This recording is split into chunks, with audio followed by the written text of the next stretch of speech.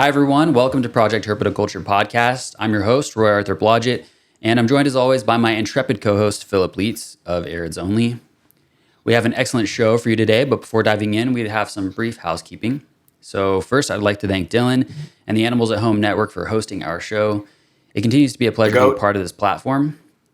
We'd also like to extend special gratitude to Charlie, who generously edits our audio and has done a lot to improve the quality of our show over time. And we'd also like to take a moment to tell you about our sponsors. So first, we have Custom Reptile Habitats, who have been with us since day one. They produce top-of-the-line PVC reptile enclosures, and I use them for a lot of the large format vivaria here. They're also carrying universal rocks, misking products, and a bunch of other useful stuff. So if you're in the market for any of that and you're planning to make a purchase, consider doing so through the link in our bio or description. We'll receive a small commission at no additional cost to you, and that really helps us keep the lights on over here. Up next, we have Fairy Tale Dragons. That's the joint venture between Heather Moy and Ron St. Pierre, both of whom have achieved legendary status in herpetoculture. They've accomplished quite a lot and produced some of the finest bearded dragons and taliqua in the country, alongside a whole host of other species such as emerald tree boas and green tree pythons. Check them out if you're in the market for any of that, and be sure to follow along with them on social media. They're always up to something interesting over there. Next, we have Cold-Blooded Caffeine, roasters of delicious coffees from all over the globe. We have a private label with them, the PH Blend, which is a light roast coffee from Rwanda. It's a great choice for those who prefer a more floral coffee with notes of berry, but they have a wide variety of options for a broad array of preferences. So check them out. And if you place an order, don't forget to use the code PROJECTHERP for 10% off. We're also very pleased to have the support of Exoterra, a brand that needs no introduction. It's safe to say that herpetoculture wouldn't be where it is today without the influence of Exoterra.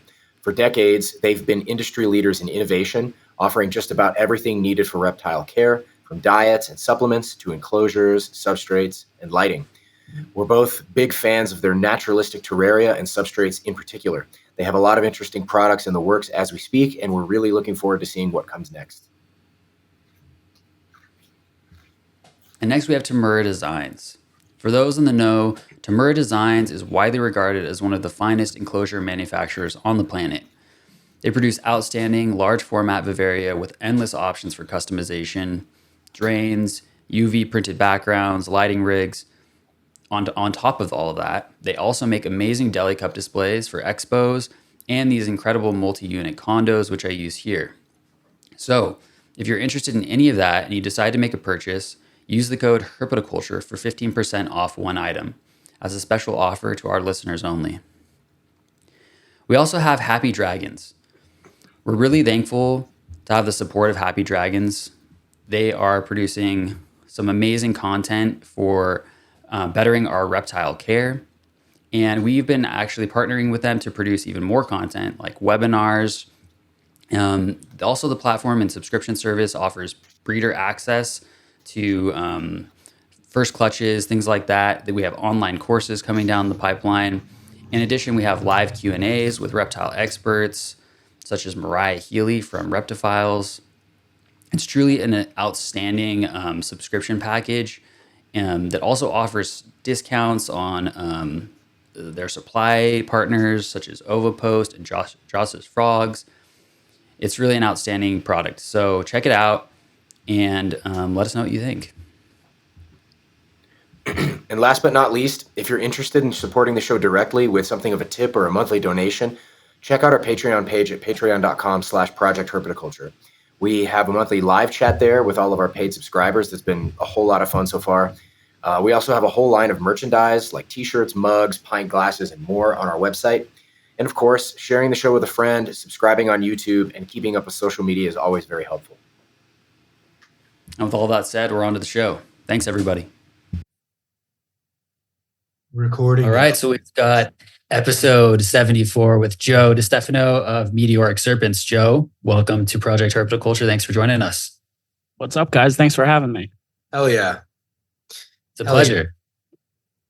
Yeah, I guess, just to get started, let's just hear a little bit about your background, where you're from, how did you get started in herpetoculture, and where do you find yourself now? Yeah, so I currently live in Boca Raton, Florida. I'm originally from Queens, New York, so New York City. This all started for me, so it's a long story, but I always loved animals growing up. Like when I was in kindergarten, I said, "Oh, I'm going to be a vet." Obviously, I'm not in vet school right now, so that didn't pan out exactly. But it all started with fish first. That was like the first pet I was allowed to keep. So I was into fish. We had a local pet store by me that's been like a family owned business, been around for decades, since like the 70s. So we used to go there. Like my dad used to shop there. Yeah, really, really old pet shop. I think one of the oldest in the country, like historically, which is pretty cool. That's awesome. Yeah, yeah. We used to get fish from there. There was one time we were in there and we went to the back to the reptile section, and there was a Texas rat snake for $35. And I was like, Dad, let's get it. Look how cheap it is. Look at that snake. Like, it's so cool. It was just a little baby Texas rat. So we got it. And that's what kind of started it all. But it was really just that snake for the first few years. And then I started working at that pet shop a few years later, which was, yeah, that's what kind of catapulted everything. Because I got hands-on experience with a ton of different species in New York City. So you can't have any of the large constrictors. So it was strictly colubrids, lizards like bearded dragons, crested geckos, leopard geckos, stuff like that. Animal caretaker, sales, the whole nine. So I would do everything, and the fish, birds, and rodents and whatnot. Yeah, and I learned a lot there. So we used to breed in-house. So we would breed some colubrids. I learned quite a bit there. Yeah, and then the collection started growing. I'd say in I got a king snake at some point for Christmas, but that didn't last in my collection super long. I traded that to make room for another Texas rat, but I started building more in 2017. I got one more snake, then it became another snake and another. And then we moved to Florida in 2021, and that's where, we had more space. Florida, it's the wild, wild west when it comes to animals, or at least partly, a lot more so than New York. Yeah. And I started getting to exposed to a lot of different things, and I started getting into the ball pythons as well. So I do the ball pythons, I do the colubrids, I keep a couple other different species of colubrids and the balls. So yeah, that's where I'm at. So at what point did this go from, excuse me, holy smokes, I just downed a whole mess, like 2 pieces of pizza right before we started recording. So I guess I'm curious, like, when did you know? I guess this is a multifaceted question. So, like, was there a point at which you realized, like, you knew this is something I'm going to do for a career? I'm going to do this for the rest of my life. And then how did it make the transition from something you were doing at a hobbyist type scale to something you were doing in a way that you would, at a level that you'd refer to as professional? Gotcha. Yeah, I would say in my mid-teens when I started, like, I was working at the pet shop. I was doing all these things. I came across Brian Barczyk, Snake Bites TV, of course. I mean, I know Steven was saying it to you guys. I just finished watching that episode. I was watching it all day in bits and pieces. But yeah, that was really it. Just watching those videos, seeing what kind of collection you can have and actually doing that as a business. I'm like, holy shit, like, this would be amazing. And like, I kept trying to pitch this to my parents and they were like, no, whatever. So we moved. I used to keep all my snakes in tanks, like glass aquariums, because, that's what we did. That's all I knew. But when we moved, obviously I knew a bit more. I was like, oh, I need a rack system. I'm like, a rack's so much easier to keep these animals in, this and that. It can serve space. And I actually have a smaller bedroom here than I did in Queens, which is kind of shocking. But I couldn't fit all those tanks in my room. So I was like, I convinced my parents as soon as we moved down, we got a rack system. And then the animals I had were there. And then me and my brother went into the other local pet shop that's down here, and we saw cool looking ball python, and that's where that started. Then we started buying snakes behind our parents' backs. We built up the collection quite a bit. And then I eventually like told my parents, I was like, hey, look, we're doing this. We bought these animals already. And what are you going to do? Tell me to get rid of them? I'm like, it's not going to happen. So yeah, we kind of ask for forgiveness rather than permission. That's a good strategy in those cases. Yeah. Yeah. So we kind of pulled a fast one in that regard. Which is funny looking back, but you know what? They're starting to appreciate it more. And they see that like how much I enjoy this and all those years that I was like, I want to do this. I want to do this. I think it finally like paid off. Yeah. That's awesome, man. Dude, doing it that way is such like a New York, you know what I mean? We're like, I've got these. What are you going to do? Tell me to get rid of them? And to that, my parents would have been like, yeah, that's exactly what I'm going to tell you to do. That's ballsy. You just don't have Joe's swagger, man. I definitely don't. I made an entire PowerPoint presentation about why we should do this. Yes. And it was mostly like business oriented. And I'll be honest, it was talking more so about the ball pythons. I was like, look at this. I was showing them morph market listings. I'm like, look, if we build our collection the right way, like this is what we can do. I'm like, and this is legit. Like I wasn't making up these prices of some of these snakes. Obviously that's taking a considerable tanking nowadays, but well, sure. You know, it's still relative, and I've still built a very solid collection that I'm excited to see move forward in the future. Well, so wait, so how long ago was this like outing where you were like, shit, we got to come clean. I made this PowerPoint. How long ago was that? Summer 2022. Okay, so about approximately 2 years ago. Yeah, maybe a little bit. Actually, probably like fall. It was probably like a year and a half ago. Okay, and so how did you? Okay, I feel like I have a lot of questions here. So Me too, man. Well, you ask some, Roy, please. Okay, well, first I'm curious about like so Meteoric Serpents is you and your brother Nick, correct? Yeah, it's my younger brother.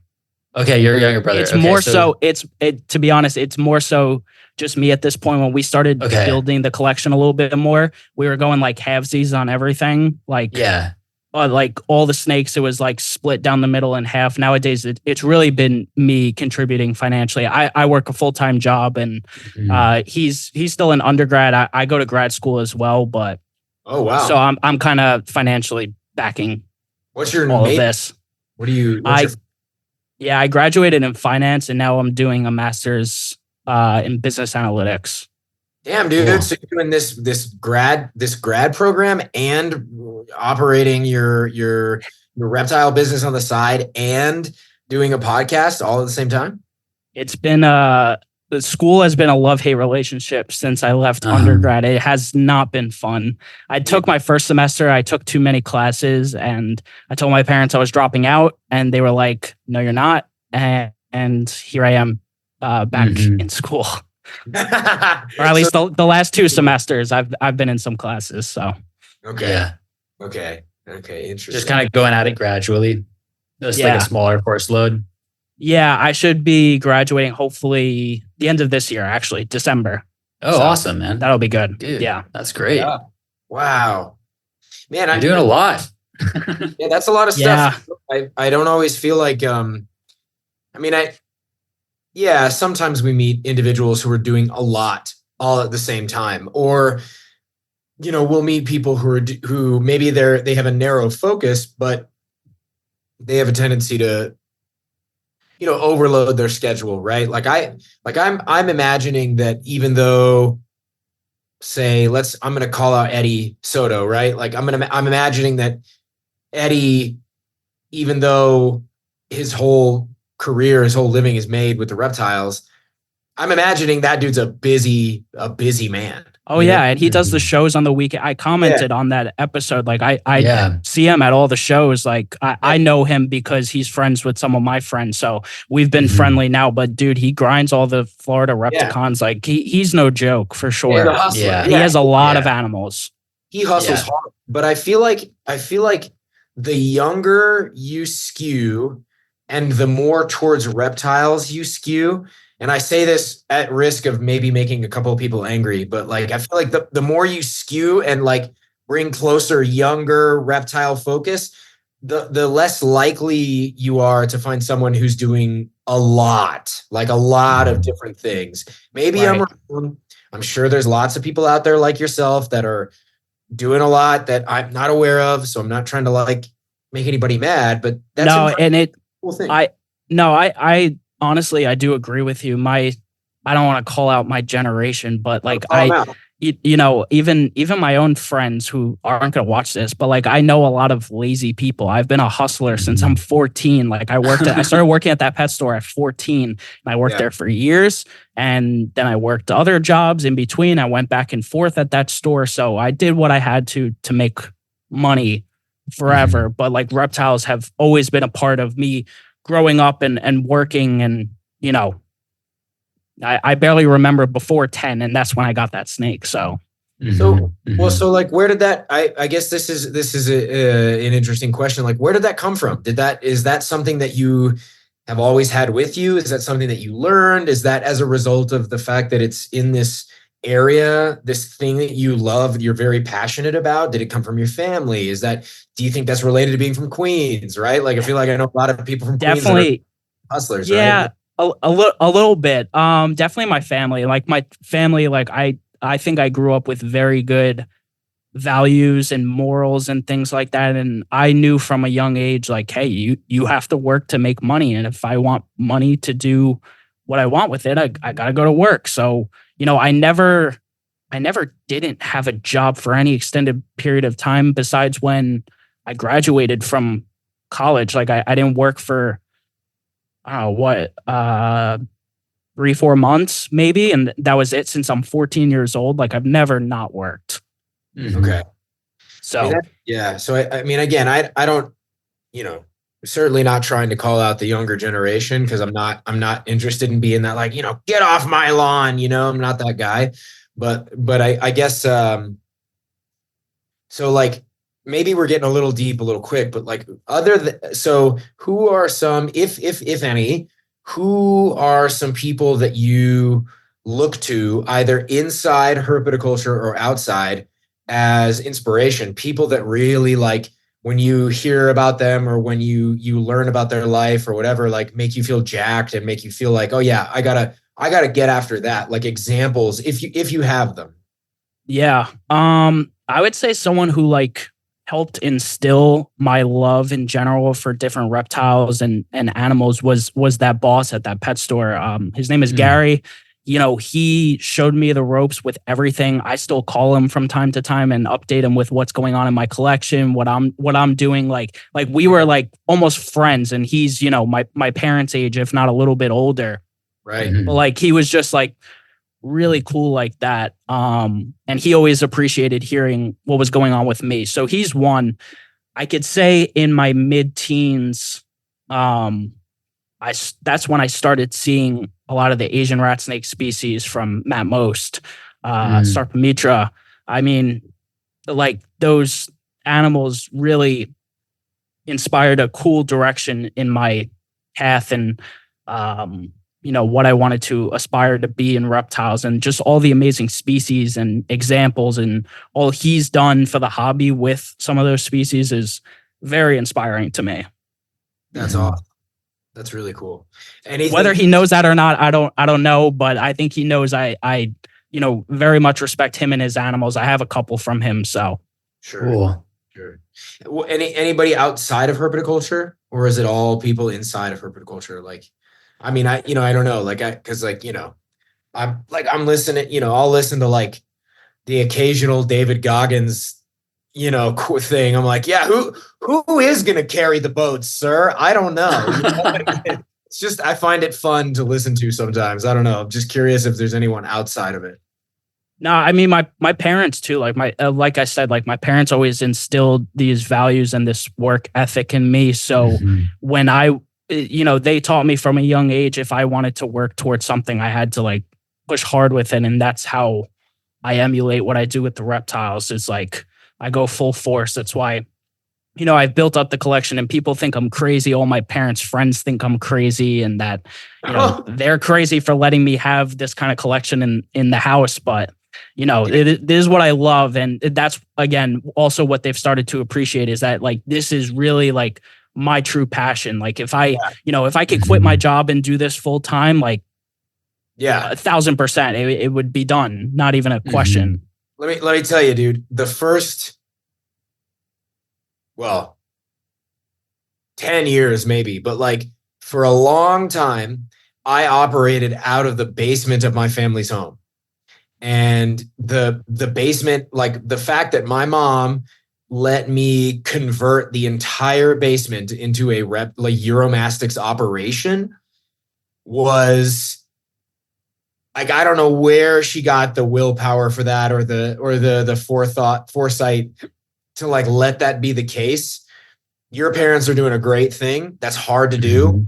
And I feel like if we had more supportive parents like that, we probably have more people like you in herpetoculture. Yeah, and it's still, an ongoing fight. Like I still, I'd half jokingly ask, like, "Hey, can I get another rack?" Like I jokingly ask for more space. I'm like, "Hey, can we get more?" And I think it's come to the point where I probably have to move out if I want more space. But we'll see when that time comes.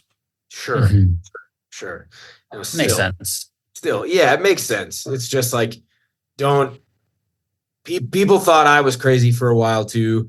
People thought my mom was crazy for a little while. People, you know what I mean? It's like you're always going to get, I feel like if your parents' friends aren't looking at you and being like, I don't know, you're probably not doing it right, Yeah. You got to have a little bit of that in there. Otherwise, it's just kind of boring, I think. Yep. So when did go ahead, Roy, go. Sorry. Yeah, I was just going to say, well, I mean, I feel like you've described this kind of arc of like finding ball pythons and kind of moving towards ball pythons.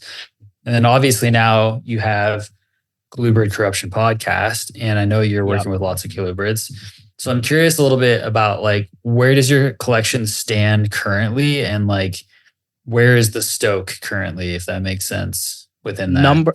Numbers wise, we're about half and half between colubrids and ball pythons. And that's really only it. For a while, ball pythons were starting to take the lead, and then it slowly dialed back. I sold a few snakes off. So now it's slowly starting to dial back to the colubrids. What I can say is, while I did really find this interest in ball pythons a couple of years ago, I think I've made the ultimate decision that like, I can't do everything with those because they're just not my true passion. I am more passionate about the colubrids. However, there are some projects that I am very excited about with the ball python. So I'm going to limit my collection to those projects and really just work those hard moving forward. Cool. With a limited number of animals. Because there are more colubrid species and individuals within the species I keep that I really want to add to this collection that like I'm really stoked about. And, recently adding like rhino rats was like a dream of mine, dream species. So yeah, just, again, and, having these guests on every week just makes me more and more excited about some of these species. I'm just like, oh, I want that now. I'm like, that was a really cool conversation. I'm just like, yeah, so it's tough. Yeah, I can know how that goes. It's definitely, it can be hard and it can be really inspiring talking to people who are inspired about the species they're working with, right? It's like infectious in its own way, and it's always cool to experience that. But I mean, earlier you spoke a little bit about, you mentioned just like the kind of the ball python industry within herpetoculture and just kind of like where that's at. I'm curious if you have any thoughts about just the ball python industry in general, like where it's at, because there's so much. I mean, obviously everyone's always talking about like this industry panic and stuff like that. Yeah. And it's honestly for me, like it's very much like an outside looking in perspective, just because I've never been part of that part of herpetoculture. So I'm just curious where you see everything. Yeah. And I think I have a good viewpoint of it because I kind of stand in this middle ground. Like I'm in both sectors of the industry, the ball python and the not ball python. So I kind of get to see both sides. What I can say is, and it's undoubted undoubtedly. And if anyone denies this, I think they're just lying to themselves. Ball pythons are the gateway drug of the reptile industry. Mhm. There's a reason why they have the most numbers. There's a reason why they're arguably the most popular pet reptile. I mean, so herpetoculture itself does have to thank ball pythons to some degree, whether or not they like it, for the success of some of their other species, and just pushing more stuff in general. With that said, there are an overabundance of these snakes. There are an overabundance of people who thought they can get rich quick, especially with COVID. And there are a lot of people who, in my opinion, and I hate to say this, who I feel they breed animals just to breed some, and they're not really even project driven. In a market that's so saturated, it's like, do you really need to, and I hate saying this term, do you really need to add worthless animals like genetically to the equation of all, the 41,000 ball pythons that are already for sale on Morph Market? It's tough. And that's part of why, I want to be really project focused and not just make a ton of byproduct that I'm not happy about keeping. Like, I really want to be excited about the animals I'm keeping and breeding. Right. Yeah. I mean, yeah, that's like such a like a weird thing for me to even like I like consider of like byproduct, you know what I mean? Because it's just so different from the side of herpetoculture that I'm from. Yeah. And it's so important to like, I think, consider that, because like you said, there is this market saturation, and that I'm is sorry like if an I use inevitable- terms that might piss people off. I'm just saying it the way it's phrased on this side of the industry. no. So It's all good. I don't It's- like using the terms byproduct and worthless animals, because no Yeah. animal is truly worthless. But like, yeah. in reality, that it kind of just is what it is. So I don't mean to sound harsh. no, it's okay. No, that's fine. And I didn't take it that way. I knew where you were coming from, but it's just an interesting part of it, to think about that, and important to consider that just with the saturation like you're describing. And thanks for speaking to it. Yeah. And then, looking at the other side, I think again, like I mentioned, there's a lot of ball python people that are there for the money, and ones I truly believe don't really give a shit about the animals. Like really and truly, like, there's some people I see on Instagram and I'm just like, you don't give a shit at all. I'm like, this sucks. I'm like, and I hate looking at their post every time. And I follow them to be cordial on social media, but like, there's many people on that side of the industry that I just have no respect for. Because you could tell by their demeanor, the things they say, what they do. And then there's also this, social media flex off, like, people want to be the next social media stars, but really they don't have much going on with the animals, and people think they're all that, but really, behind their closed doors and in their racks, ain't much there to back it. I think that we, in some ways, social media, you kind of get the bad and the good at the same time. You can't just get only the good. So in the same way that we've gotten the opportunity to spread the information about what we do to more and more people, to more easily disseminate information around how to do what we do well, the ability to connect and talk with more people and get more information from people who are doing things better than us. We've also gotten the world that yields TikTok stars and people who are going to utilize the animals for their personal gain in a way that doesn't give a lot of dignity to the animals themselves. And sort of like this weird, vapid, disposable nature around, a business that interacts with animals, right? And in some ways, like, I feel like Tiger King was sort of like an apex of this in some regard. you know, because it's like the fact that it was like, it felt like it was lost on people that we live in a world in which someone could make a highly lucrative, popular Netflix documentary about a handful of people who are jacking around with gigantic cats inside cages, you know, like that's wild. Like that's weird, you know, like it's weird that that's the case. And is it a good thing that, you know, we live in that world? Yeah, I think it probably is in some ways, but I don't think we get those goods without the bads too. I don't think we can have both at the same time. I think you can only have, like, you have to take, you know, it's kind of like AI, right? Like people wonder about AI and they're like, oh, it's going to be like an apocalyptic doomsday, and like, no, it's going to be a utopia. And it's like, you know, the reality is it's probably going to be a mix of both, you know. Like, and I feel like herpetoculture is no different, you know. And so when it comes to like ball pythons, bearded dragons, leopard geckos, corn snakes, crested geckos, any of these, you know, I guess you could imagine these animals like as the bottom of the pyramid in some way, right? And I don't mean pyramid scheme, because I don't personally agree with people who describe the morph market as a pyramid scheme. But what I'm trying to be to an extent. Huh? It can be to an extent with certain things. Yeah, but it's not like Herbalife. You know what I mean? Yeah. It's not the same. I'm not saying there aren't aspects of that to it, but what I'm really getting at is just like in terms of the, you know, like the reptile market as a whole, those animals are sort of the bottom of the pyramid. Those are the base.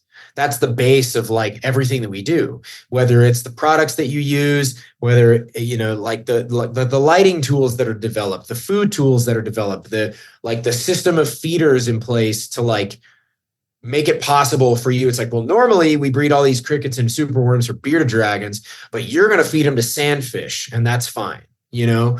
And I feel like that stuff gets taken for granted in a way. I don't know. Yeah. So I guess this might be a great time to bring up the thing that we were talking about kind of like before we started recording, which is like, you mentioned this, like folks who get upset at the reptile industry for sort of shitting on ball pythons and sort of like, yeah. So I'd love to hear, you know, I know you know. Yeah, if you don't mind, I'd like to just read the whole post and then give my kind of thoughts on it. So I'm not going to say who said this. Honestly, I doubt anyone who's watching this would know who it came from, but that's fine. So the post read, "You would think ball pythons are the most dangerous species on Earth, the way keepers of other species feel the need to slander them. All I hear is the market, there's too many, etc. Meanwhile, I have no clue about what you sell because your sales tactic is shitting on BPs. Be more creative marketing your Kenyan sand boa. Tell me why I should get a carpet python without using they're cooler than ball pythons. Work on some cutting edge stuff and start investing in higher end projects that will get eyes on your species that hasn't changed in 20 years because the leaders aren't doing the work. You people need to look within." So the first reaction when I read that is that, and this dude follows me back on social media. It's a ball python breeder. I put in a lot of freaking work promoting the species I keep. I post them all the time within my ball python content. And I make YouTube videos about them. I show them off. So for him to say that is disingenuous because I'm someone in the ball python industry with a social media following that shows these other species. So I felt a little slighted by that. Two, I sent that to a couple ball python friends, and even they said, he ain't wrong. He's not wrong, which I guess to a point he isn't, because people do automatically shit on that industry. It's really not a lie.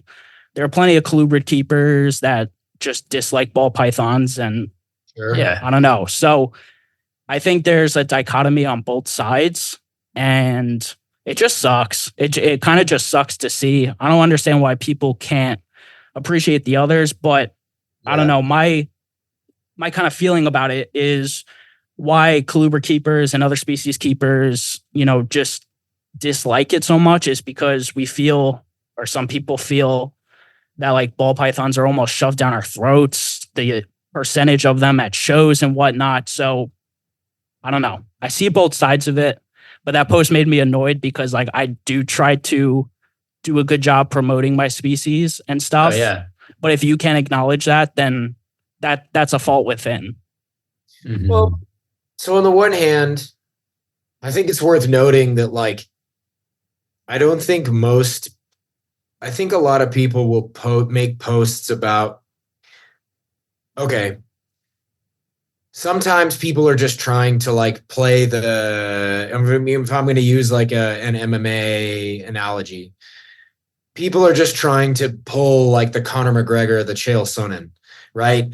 They're trying to be the loudmouth, arrogant ding dong who talks. That's who that guy is. That's who that guy is. I'm just And saying, in all honesty, that's what he's part of who I was referencing before with just social media presence, but isn't really doing much in the hobby, if we're being completely honest. Well, yeah, but so I guess what I'm saying is like it's this you're the heel, right? It's the WWF heel. Because why? Because that puts asses in seats. And in this case, it just translates to visibility, clicks, likes, whatever it may be.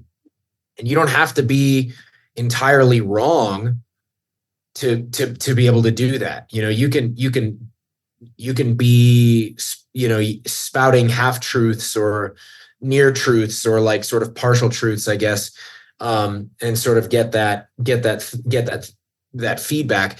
I do feel like I get frustrated too. I'm not even a ball python guy, but I get frustrated with like people who misconstrue the animal for the problems with that are associated with that animal. Like, I don't care who you are. I love ball pythons. I love bearded dragons. I love leopard geckos. I love corn snakes and crested geckos. They're awesome. Yeah. They are bad to the bone. And some of those mutations that people create are fucking wild looking.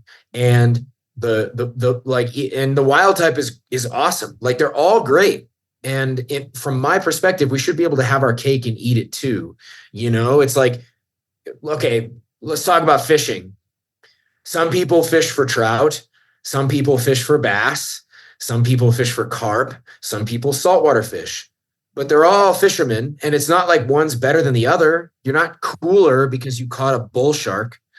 You know what I'm saying? Come on, man. There's no comparison between trout fishermen and bass fishermen. Come on. That's not true, Roy. How dare you? You sound like a bass fisherman right now. It's like you're real cool. No, you know what I'm saying? But really, like it's people, I think in this world right now, people really, really, really want to like make an impact, and it makes sense, right? Everything is telling them that they should do this thing that's going to get a lot of traffic, right? It's related to the idea that like sharing something is like an action, like you've taken action by sharing something. But like all you did was hit a button. It doesn't fucking mean anything. You can share anything you want. It's not meaningful without some other like layer of action, and I feel bad. It's a drag that ball pythons and others kind of end up catching the brunt of herpetocultural backlash, I guess you could say, Yeah.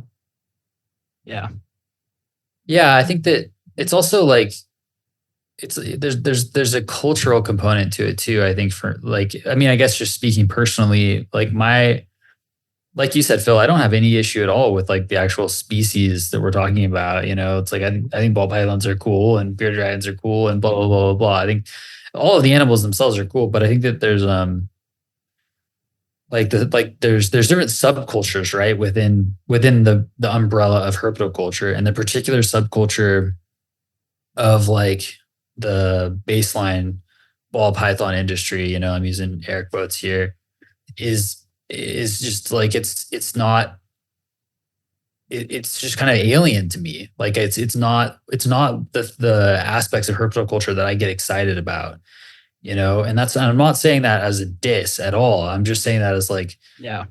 it's just a different, it's like they're different worlds almost, like what gets me stoked about herpetoculture is like geeking out about like nature, basically, like natural history stuff. And like when I see, pictures of like, ball pythons on like white backgrounds over and over and over and over again that are totally decontextualized, it just doesn't mean anything to me personally. It doesn't have any like draw to me personally. I can look at the animals and be like, wow, that's a stunning animal.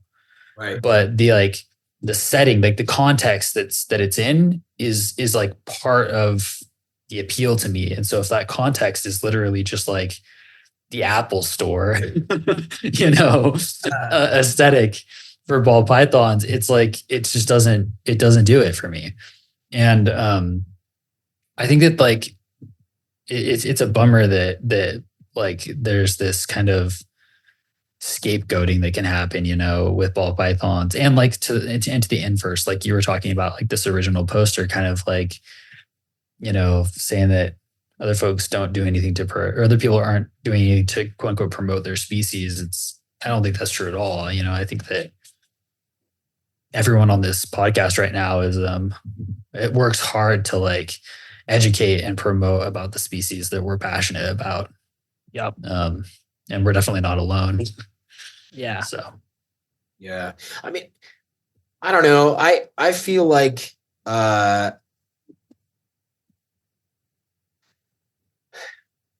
so I've been thinking a lot about like Roy, what you just said, this, this like decontextualized animal, right? Mm-hmm.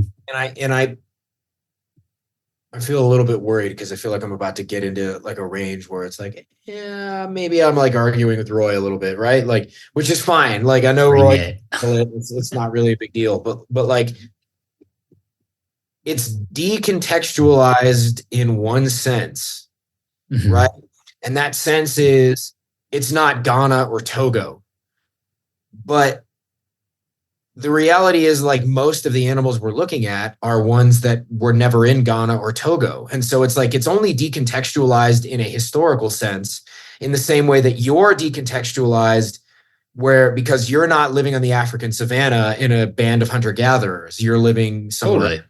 right? Or that, Joe's living in New York or Florida. So it's like this, it's like a slight decontextualization, but it is the context that you are in currently. Mm-hmm. And like, as much as I can be frustrated with, like, don't get me wrong, I get really frustrated with like the aesthetic, like, the desire to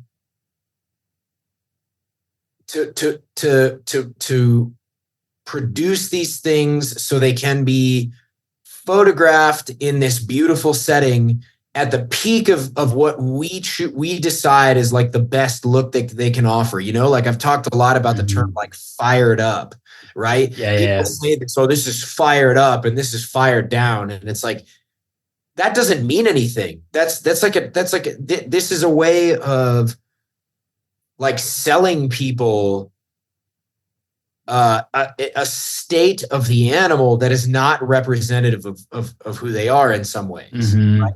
Like an animal is not just its fired up state. An animal is all of the states in which they are expressing their current like being, they're just as much fired up when they're asleep as when they're pissed off and cold, as when they're tired and slow first thing in the morning. Like if you don't have an appreciation for the animal in all of its forms and all of its expressions, yeah, maybe then like I can take issue with that decontextualization, right? But I don't know anybody.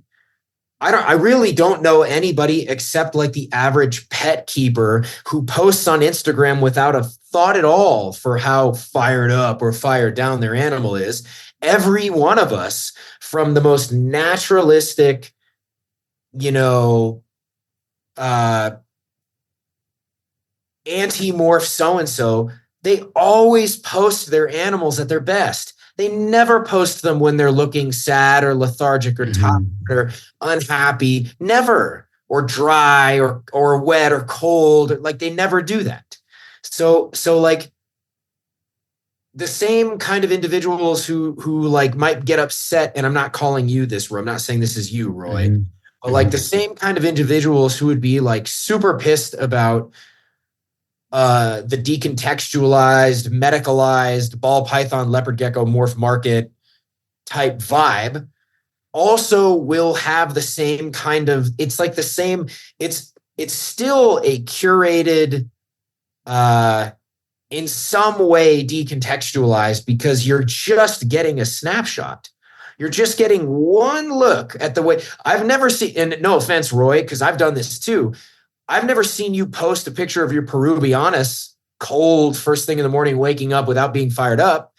But I don't do that. I'm the same way. Like, I don't do that. I don't post like a picture of my Xenogama without their blue throats or without like been heated up for 3 hours during the day with a full belly and they're basking and they seem like they're at their happiest. Like, I don't do that. I don't do that either. And it's like, it's just incomplete. Maybe. Yeah, I don't know. Maybe I'm getting a little off. I'm getting off on a little tangent here. I have to turn. Yeah, I guess part of what I'm speaking to too, though, is not. I have less of a gripe about like the aesthetic of it necessarily. Like I photograph animals on just a plain white background. You know, I have studio style shots of my animals. I'm talking about more like the context in which the animal is like kept and living. You know, and like in which it's living its life. I think that is more what I mean. And I think that, like, again, part of what is interesting, part of the driver for me of herpetoculture is trying to provide as much opportunities for my animals to express behavior as possible, because that's what's interesting to me. Like, I want to see them doing things that they would be doing in the wild, you know? And there's definitely certain contexts within captivity where they just don't have those opportunities, you know, sure. if they're kept in very Spartan conditions, and that's not to say that there isn't a context in which those are necessary or helpful or anything. This isn't a diss. This is about like my preferences and what gets me amped when I'm talking about herpetoculture. And I think that's more what I'm talking about. Like, and like at the same time, I have friends within herpetoculture who keep ball pythons, who keep them in like, you know, like enriched Bavaria, and they get to see their ball pythons doing cool things that they wouldn't see, you know, otherwise if they kept them in the kind of standard, you know, simple rack setup. And that's like more where I am in herpetoculture, again, like about what is interesting to me.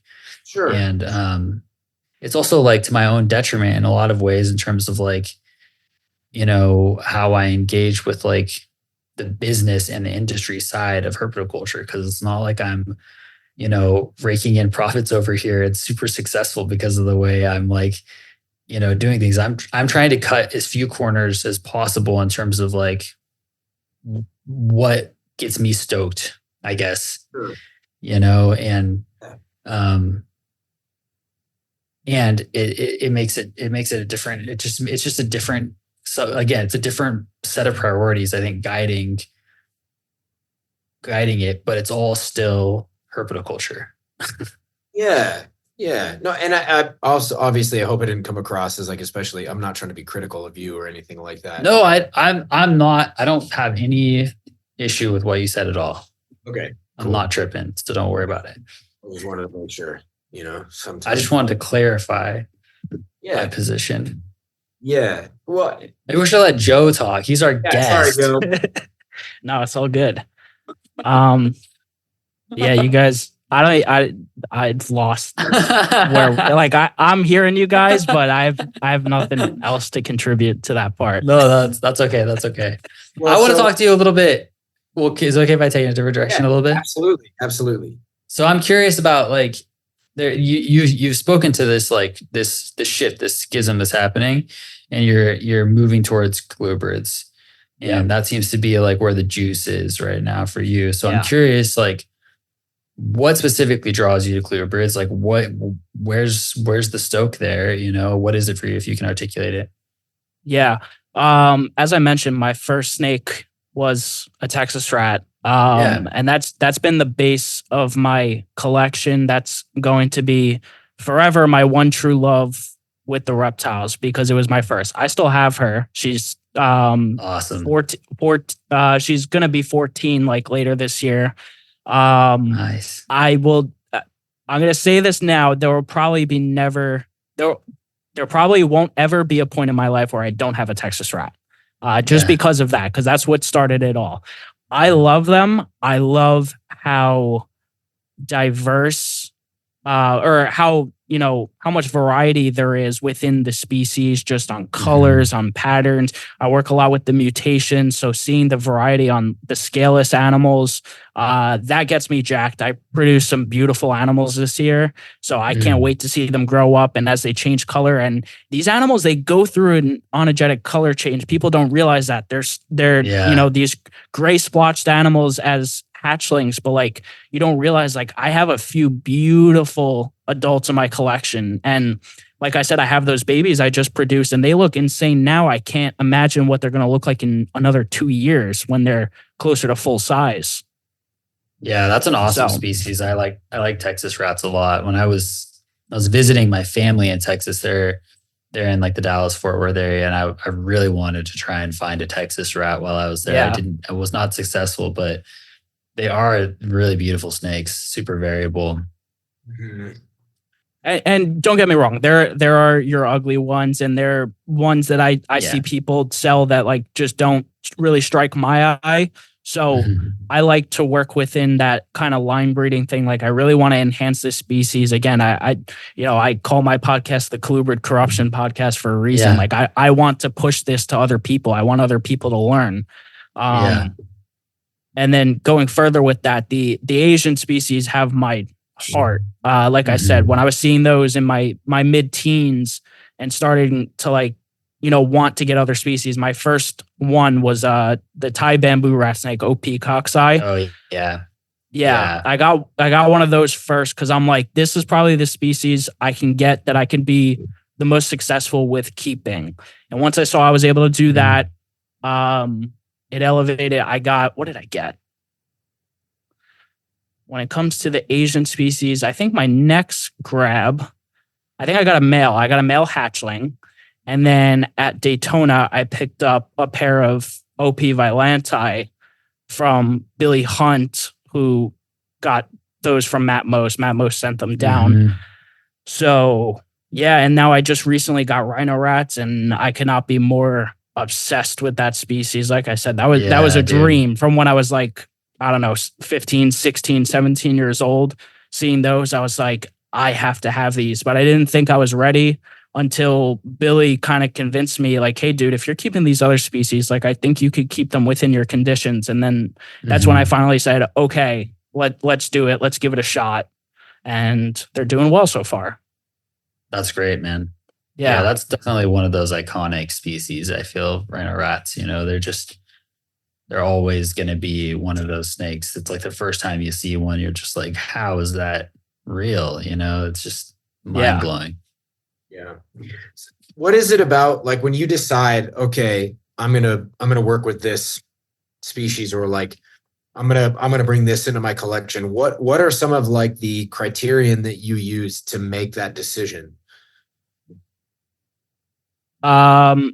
On an individual species level, it's got to like I have to have some interest towards it. Like there are certain things like I'm looking at Mandarin rat snakes right now. Like I just think the colors and patterns are really cool. As they age, they change. I think that's a really cool concept that again people don't understand about colubrids, is that a lot of these species go through a color change as they age. Some for the better, or I would say most for the better, some for the slight worse. But I just think that's really cool. And it's really just a matter of what stuff I want to work with, because in the end, it's not like we're talking about ball pythons where it's like, oh, I have to have the next big thing. Like, no, like I enjoy keeping these bamboo rat snakes. Like they could be a $300 animal all day. I don't care. I'll keep and breed them all I want, which hopefully I'll breed them eventually. But like that money part doesn't matter to me. I really want to propagate that species myself. Mm-hmm. That's a good. I feel like that's a pretty solid metric. I mean, it's always interesting to me the rationale that people use with bringing something into their collection. Like, what is it? Like I'm going to do this. I'm going to, this is a rare. This is a dream. This is venomous. Yeah. This is huge. Like whatever it is. And so I'm always intrigued by the metrics that people use to decide. Okay, this is something I'm going to devote my time to. This is something I'm going to put my money into, my energy into. Do you have like a sense of like, this might be a bit of a vague question, but like, okay, do you have a sense of like what your goals are for any given species outside of production? Like outside of, I want to breed these, I want to reproduce these. Like, is there like another level to like, okay, long term, this is what I'd like to see out of this. I mean, and I don't say that because, I'm not saying like you should or you shouldn't. It's just something it's just a curiosity. Yeah. I mean, in general, and this might be a corny answer, but like, I just want to see some of these species in more people's hands, literally. Again, that's why I started my podcast, was because I was in all these ball python circles, all these group chats, and the sheer amount of people that just have never heard of some of these species before, let alone never seen one. They were just like, oh my God, what is that? I'm like, I explained this. I'm like, that's how they look naturally. That's no morph. Like, that's what it is. Like, I just really want to kind of spread that education and teach people that there are these cool ass animals out there. And like, I just want to keep that going within the hobby, because obviously it's what inspired me. So I'd hope I can pass that along to others. Yeah. Oh, that's cool. I like that. Yeah. Yeah. Very nice. So what is your experience of doing the show been so far? Like, how, first of all, like, I mean, you just spoke a little bit about why you started it, but I wonder if you could elaborate on that a little bit. Yeah. And then also just like, what's like sets it apart? What's your lane, that you're trying to do as your own within podcasting, and what's it like for you so far? Yeah, it's been really good. I look forward to every single Sunday night. Honestly, every guest I've had on has been fantastic. I really enjoy talking to them. There has not been one episode where I didn't learn something, which is awesome. I think there's something to learn from everyone on every single show you could do.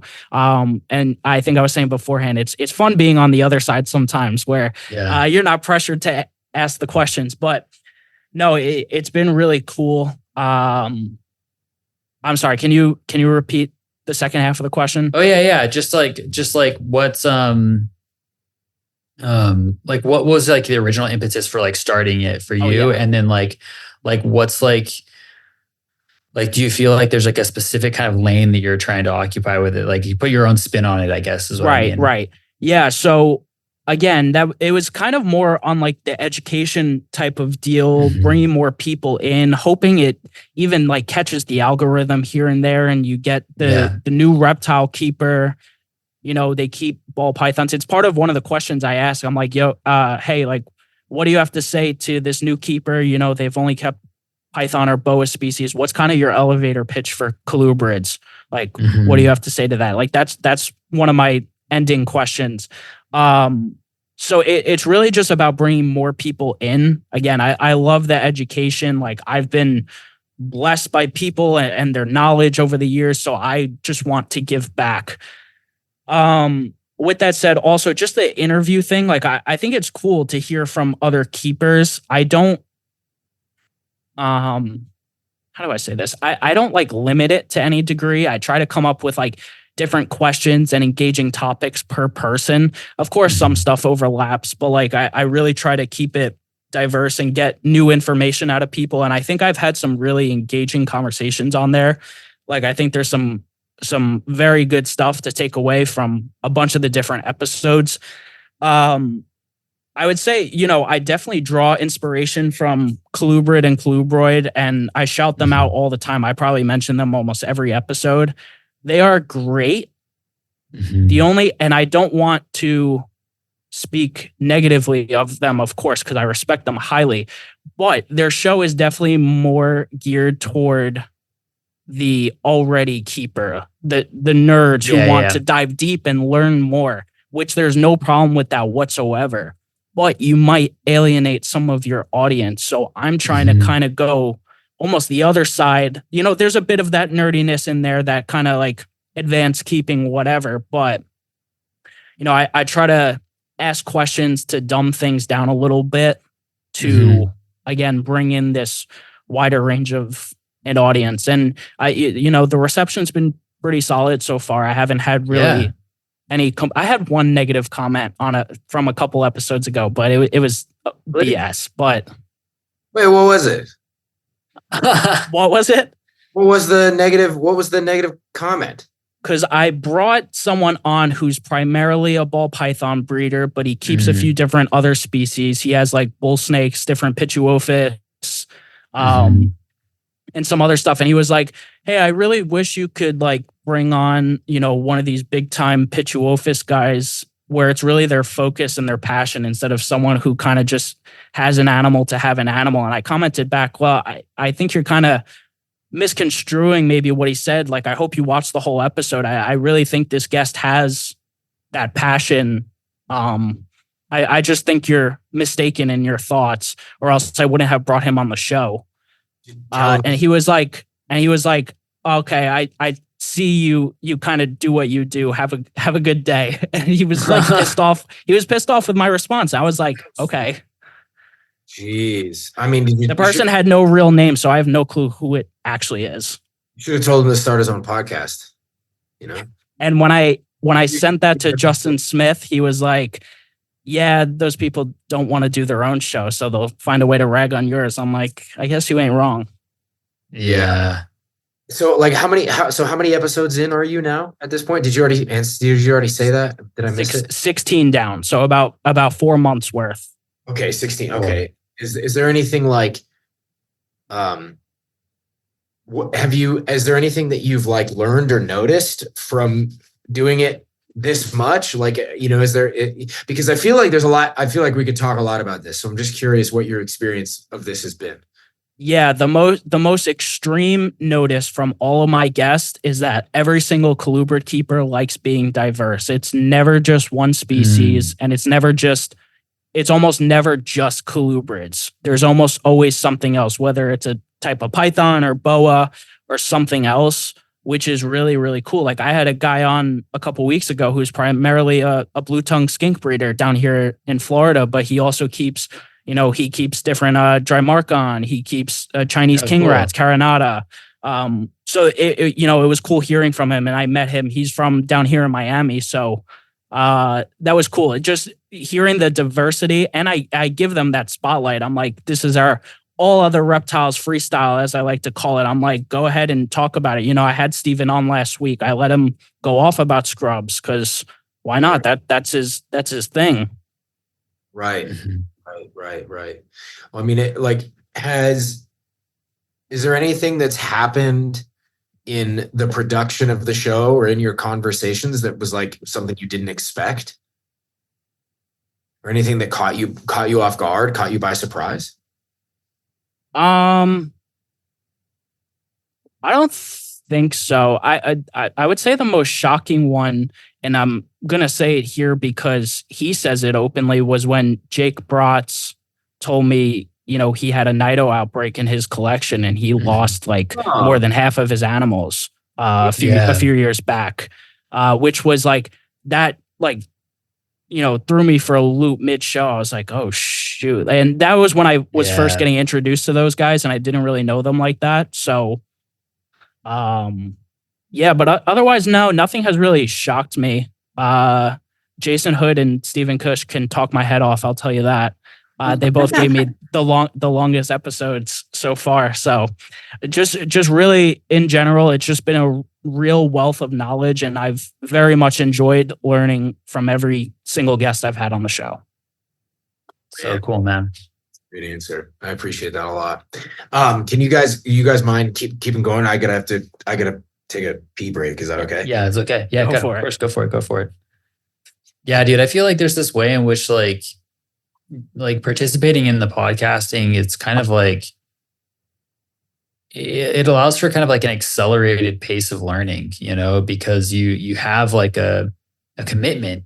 It's like, okay, it's at the very least, it's like, obviously it's like we're talking about reptiles a lot more than we are just on our podcast. But yeah, I think that like with the podcast, it's like you have this like standing commitment that you're talking to somebody, probably somebody new, someone you don't talk to a lot necessarily every week about reptiles, and like it's really cool. I think that I feel like I have an advantage in some ways, because of that. Like I feel really grateful for this kind of opportunity to continue to kind of mull things over and talk to new people, talk to new perspectives, talk to people who keep things that I never would, because there's just so much breadth, in terms of options out there, that there's tons of species that I know I'll never work with, but I still want to learn about them. And it's such a cool way to do it. Yeah. And like I think I said it before, but like, and I appreciate that you guys do it as well. Like, I don't send people an outline. I kind of tell them, oh, this is how it starts. And then we kind of just get right into it. But I think, not that the outline is, I don't know. Cause I had someone send me an outline and it was cool. Like it gave me a chance to think about it, but I like giving these people, not that I'm trying to trip them up ever, but like I like having genuine conversation. Like I think me getting to ask questions and get a response on the spot is super genuine. And it's just been a blast. And like even this is awesome. You guys getting to ask me questions, and I don't know. I didn't know anything coming into it, so it's just fun to talk. And guess what? You. Yeah, and guess what? I talk to reptile people all day long, and guess what? I'm just jacked to talk about reptiles more and more. So that's why I enjoyed the show too, because it gives me an excuse to talk about snakes for 2 hours. Oh yeah, for sure.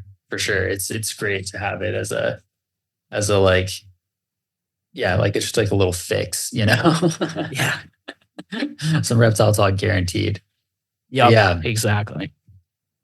So if we're like kind of like broadening perspectives a little bit, like looking a little bit zoomed out, I'm curious about like what are you seeing in herpetoculture as like a whole right now that you're excited about? Like, is there anything that like is emerging in terms of like trends or possibilities that you're like, I'm curious about what's going to happen here, whether that's in like tech or just like animals that are starting to get more shine, any of that? Does anything stand out? Yeah. Honestly, I do feel like, and obviously it's in no part thanks to my show, but like I think I have been seeing kind of a surge in popularity on colubrids starting to come about. And I don't want to say people are getting tired of the norm species, but like I think people are starting to see like, hey, I might have interest in something else. And again, that's part of the show as well, is like, for people who have never kept them before, at least spark the interest. If you even got a lick of interest from this conversation, if you go to Google and look up the species mid-podcast while you're listening to it, that's a win in my book. That's an automatic win. Just, getting people interested. I even have one of my best buddies. He's about 20 minutes from me. He's a full ball python guy. He got into the hobby, a little bit before I started getting into the ball python. So like 2021-ish, or 2022. And he wants a pair of yellowtail crepos. I'm like, dude, have at it. Let's go. I'm like, the fact that makes you excited and you want to get a pair of those, like, that's awesome to hear. So cool. When you say in terms of the tech, so I'll be honest, I was half nervous coming on here. I even said, the first thing I said to you was, I don't know if I'm qualified enough to come on this show, is because I don't think my standard of keeping currently matches with the way you guys do things and maybe the way some of your guests do as well. You know, I keep in racks. I do keep some more simpler setups. However, I have been trying to implement some new ways in which I can give a little more enrichment, see a little bit different behavior, adding more humid hides. I got some suggestions for using just flat cardboard as a hide spot and seeing the snakes go under it. And I just did a YouTube video on it last week that got very little views. But to me, I get jacked up every time I see a snake in that humid hide or coiled up under that like just the flat piece of cardboard. I'm like, that's a win. Sure. They're using it. Yeah, totally. I definitely want to trend towards caging eventually when I'm probably out in my own place and I have more space. Like I have the rhino rats. Like that's a species I would love to have in legit cages. They are in quarantine tubs now, and they will be going into a rack tub setup once they're out of quarantine. But, you know, eventually I'd like to upgrade them to something better because I hear and see all these benefits now. So I think that's going to be a way I trend towards that side of the hobby a little bit more over the next couple of years. Yeah. Just tough in my current position right now. Totally. Because if I had the money and space, I would get the caging. I would drop and get the caging for these rhino rats. I just don't have it right now. It's really the space. Yeah. That's the whole thing is it's like, it can be super daunting, you know, it's like, especially if like, if you already have a substantial collection, like you do, I think you said you have around like 40 snakes or so, right? Yeah. It's like, I mean, that's 40 cages is a lot of money and a lot of space, you know? And so I totally get that. And, I feel like I kind of, like when I've talked about this before, but like when I took like a 10-year hiatus away from herpetoculture where I wasn't keeping, and when I came back, I like intentionally bought the cages first because I knew that if I did it the other way around, I would get into this situation where I just didn't have enough space for the way I wanted to keep the animals ultimately. And but it's like it's really challenging to be in a position where you're like, okay, how do I upgrade everything at once? Like, how do I do it one at a time? It's like, I don't know. It's a whole thing. Yeah. And I'll be honest, it won't be every species. It definitely won't be everything. Yeah. But out of what I'm currently keeping, the rhino rats would be the first thing to get an enclosure upgrade because they're the most arboreal. The next would be the Texas rats, although I am keeping them in numbers now. I know they can be semi-arboreal, especially in the wild, but they do well. They've you know, been kept in the hobby in racks for a very long time. And not that I think that they shouldn't be in cages. I just don't know if that's the species I would do it with per se. Yeah. No, that totally makes sense. Welcome back, Phil. Yeah, thank you. We were just talking about like kind of like what are some kind of like trends or things that Joe might be excited about in herpetoculture kind of in this moment. Oh, and can you don't repeat it entirely, but like what was like the 5-word answer basically? I mean, one thing he was noting is that there's just like a trend of like surging popularity among like colubrid keepers. Like colubrids are coming back into. I feel like there was a time when colubrids were herpetoculture. Like they were kind of like big, you know. Like they, I mean, in some cases, like they kind of were the first, like really big in terms of like the kind of the modern phase of herpetoculture, if we're going, you know, past the ancient Egyptians and stuff like that. Yeah, for sure. Well, I mean, I feel like got to go past those ancient Egyptians, man. So actually, this is another thing I've been kind of intrigued by is like, you know, we've talked before on the show and just generally about things like endurance or, you know, resilience, your ability to like stick with something for a while. And it's like, I feel as though, you know, say something like colubrids, for example, they've always been badass. Like there's never been a moment all the varying colubrid species of whatever variety haven't been incredible. And I think that you kind of see these like looping trends that maybe we'll think about it like a samsara spiral, right? Where they're always like spiraling upwards, right? For all you Buddhist nerds out there. I feel as though it's kind of a nice thing because I feel like as herpetoculture grows,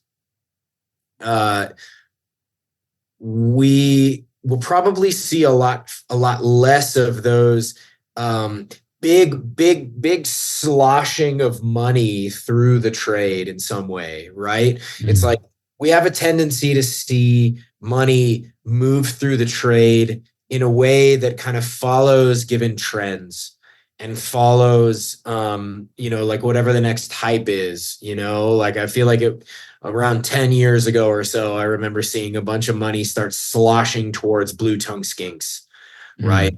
And, we're all kind of seeing some of the fruition of some of that right now. To a certain degree. I'm sure there will come a time when a bunch of money like sloshes towards Euromastics and there's going to be a time when a bunch of money like sloshes towards Polycris and, whatever. But I think the more that herpetoculture grows, the less dramatic that will seem to those participating in those particular industries. And I think like a great example of that, or those particular niches rather, and a great example of that might be chameleons, where it's like, I feel like I've never known a moment when chameleons weren't interesting or popular or desirable for people. I feel like they always have been, right? In one way, shape, or form. And whether it was like veiled chameleons or Parsons chameleons or panther chameleons or carpet chameleons or Brachysia or, you name it, right? They've always been of a high level of intrigue and in some ways have appeared to be a little bit like insulated from like the trends of broader herpetoculture in some way, shape, or form. Whereas if you're like a ball python breeder or a colubrid breeder, and this is sort of like the thing you do, you probably have noticed a lot bigger movement in that way, right? I don't know. What do you guys think about that? Do you think that's off base, or does that seem right to you guys? Well, in general, in my opinion, when we're talking colubrid and just general prices, maybe you mean total influx of money that's getting transferred around, but like the price of colubrids have stayed fairly like a lot of species have stayed fairly consistent, which is really interesting to me. Even within certain popularity growth or decline, like I think they have much less volatility than per se ball python mutations. Like we saw, I don't know how much you guys know about ball python genetics, but you saw the double recessive combo DG clown go from 10K a couple of years ago down to it's like 2 to 3, if that, 2 to 3K on males. It's crazy. We're talking 2 years ago. Yeah, 10K, like selling for 10K, like off the table, gone. Yeah. Okay. Wild. Okay. This might not be the most tactful way of going about it, but can we talk about like why, like the argument that says that that ball pythons say, or that leopard geckos say are a pyramid scheme? Like, I want to know I want somebody to steel man that argument for me and tell me why that's like, oh, it's exactly what it is. It's a pyramid scheme. And here's why. Tell me why. So I don't think it applies to everyone. That's the thing. I think it can be a pyramid scheme to certain segments. So let's take, for example, Justin Kabelka. Justin Kabelka is the biggest high designer ball python breeder in the industry. That's a fact, 100,000%. Okay. He makes a YouTube video about a certain mutation being put in all these combos. And then what do you see? That price goes up, or they all sell out super quick. Now, guess what? A year or two later, guess what everyone's making? That mutation that he made a video about 2 years ago. And then what happens? That price drops. Yeah.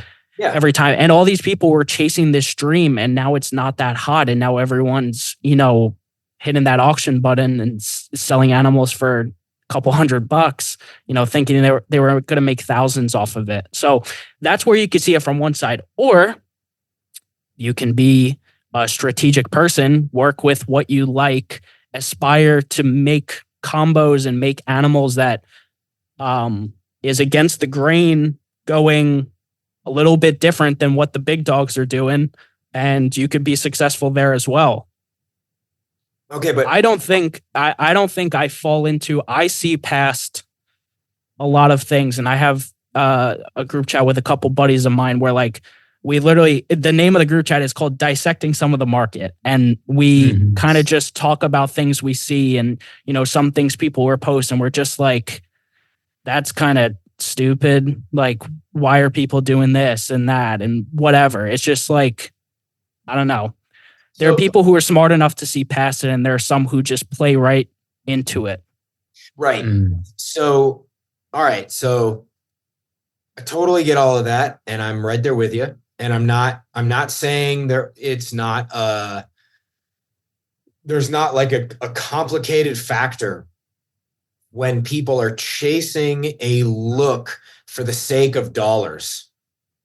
Okay? Like that to me seems like a baseline given obvious, right? And I'm not saying that to take like the wind out of your argument or anything, like not like that at all. I say that just because like, if you're thinking if you're really thinking through your decision to work with something, even if you jump in a way that's like, okay, I'm going to spend a lot of money on this thing, knowing that I'm not going to sell each individual for the same amount of money, whatever. Doesn't that price merely reflect, like, let's say, I remember hearing rumors about the first patternless, like the first Murphy patternless leopard geckos, right? The first ones ever went for like 10 grand, but it's like a $25 lizard that you can get at Petco now. Okay. But wasn't that initial price reflective of the literal brass tacks rarity of that individual animal in the first place? It's like, if you're talking about the first of 10 of that animal in existence on the planet, isn't it justified in some way that you charge a higher premium for that animal? Like in some regard, right? Like, is there, in my mind, there's no difference between the new mutation and the rare something over here. Like, if we're getting Borneo earless monitors by the tens of thousands, they wouldn't be 10 grand a piece, right? They would be $150 a piece because we were getting them. There's 10,000 of them that just came in, So isn't in some way the price just a reflection of like the sort of like supply demand metric, 100%, right? That's part of it. Yeah, it's part of it in some way, right? And if you know that you're the person where like, this is the first, I have the only ones, like I've got the only, let's just pretend I have Egyptian Uromastics and I hatch an all black version of the Egyptian Uromastics. And I spend the 5 to 10 years it would take, because we're talking about Uromastics anyway, to prove out that gene and show how it works. Shouldn't I be, if I'm going to sell them, shouldn't I charge in a way that reflects the amount of work and effort and time put into those animals, in the same way that if I was breeding wolf dogs? Roy has a wolf dog.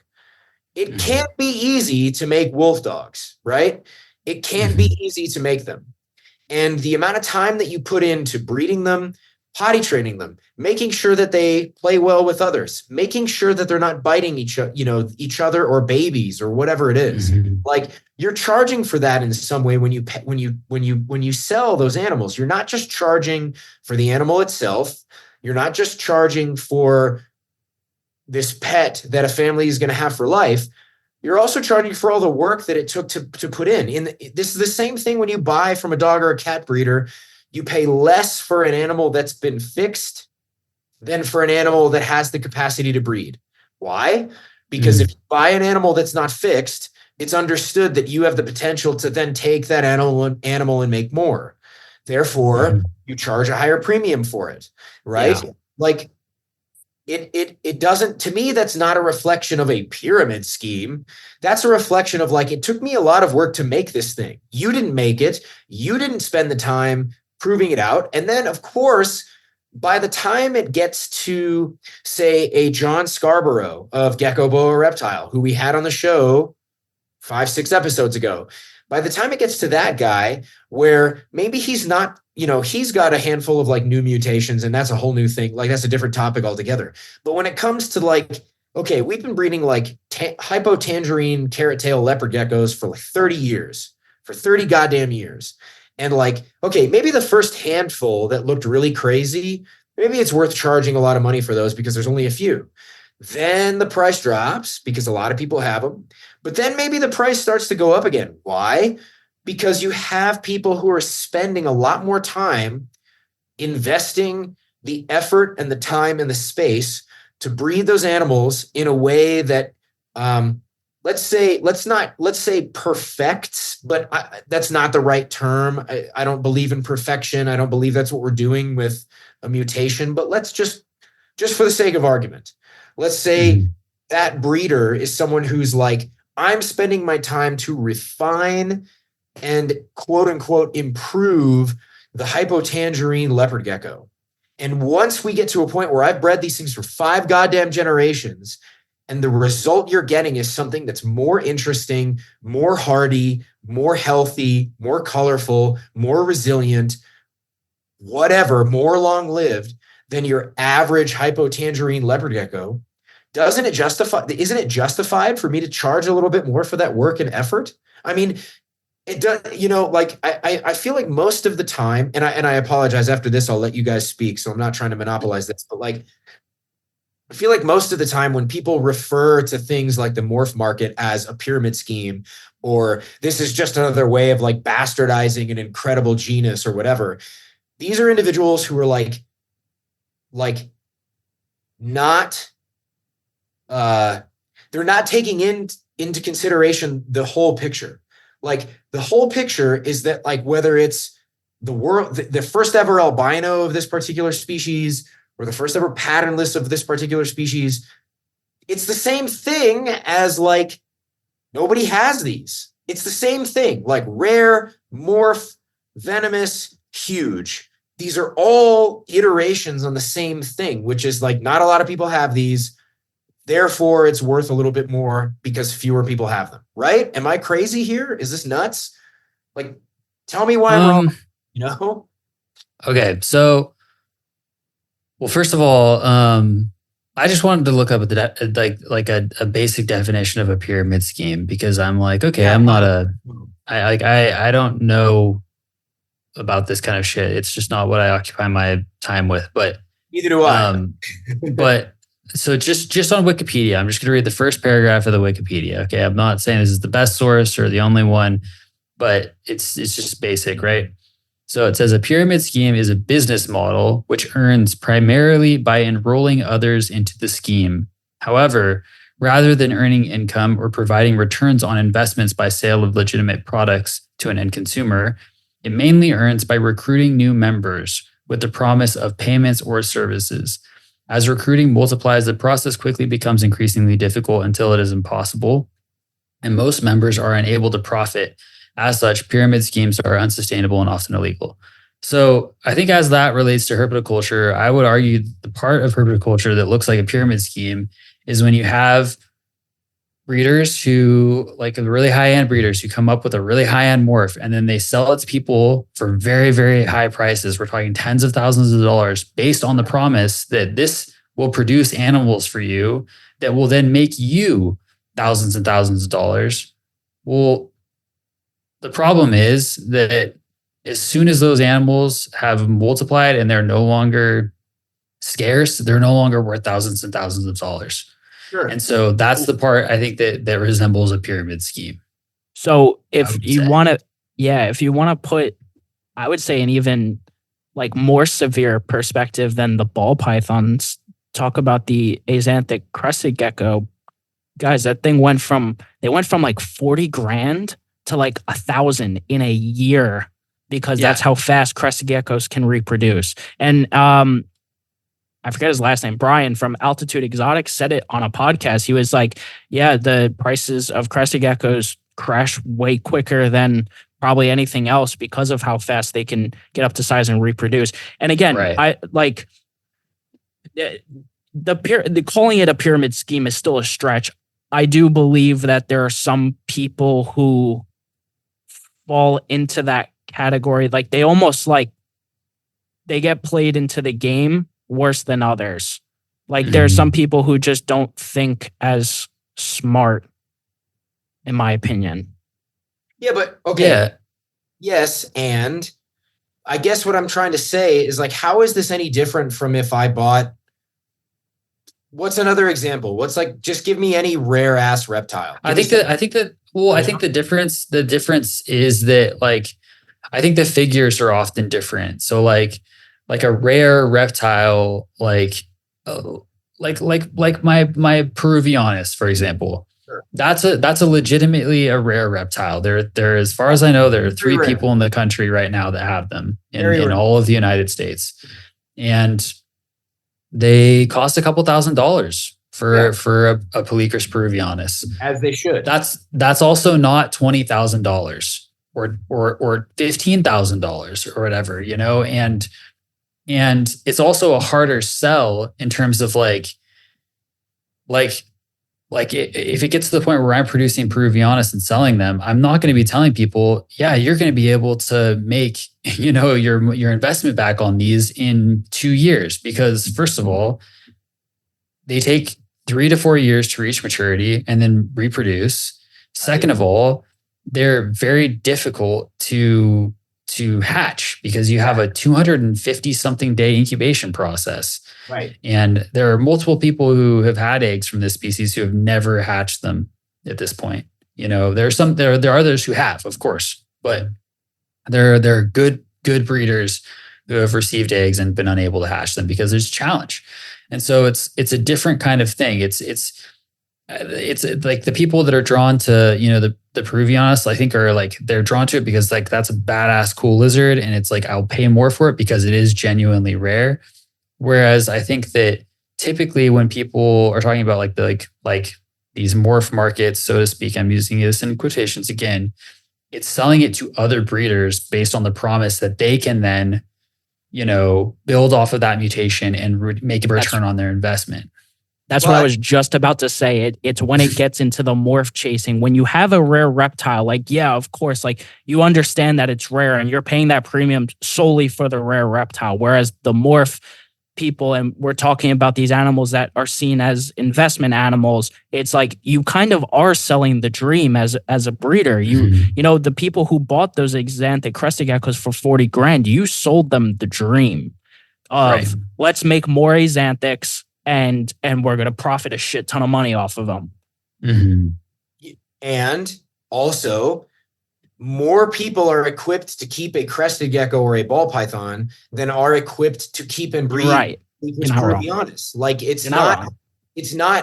they are, but again, as soon as like the whole idea is that like there's going to be a precipitous decline in terms of like the price that they can be offered at that I think is different. Whereas like, again, with the Peruvianus, I think that like it's unlikely that the price of Peruvianus is going to change for quite a while because it's not there. It's going to be hard to get to a point where there's a surplus of them and like people are just giving them away for low prices, right? Yes. Partially because they breed, but also because there's just so few to begin with.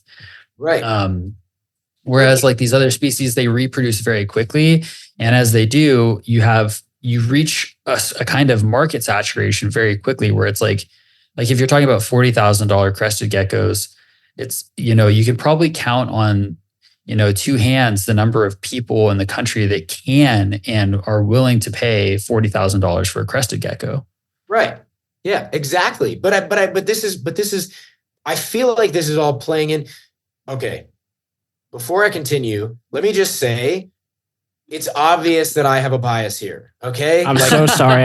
I'm so sorry to everyone that I brought the debate to this channel. No. Don't be sorry. I think this is a really important discussion. I think just to be clear, I have absolutely no dog in this fight. I do not care. I also don't care. I'm with you, Roy. I also don't. I know.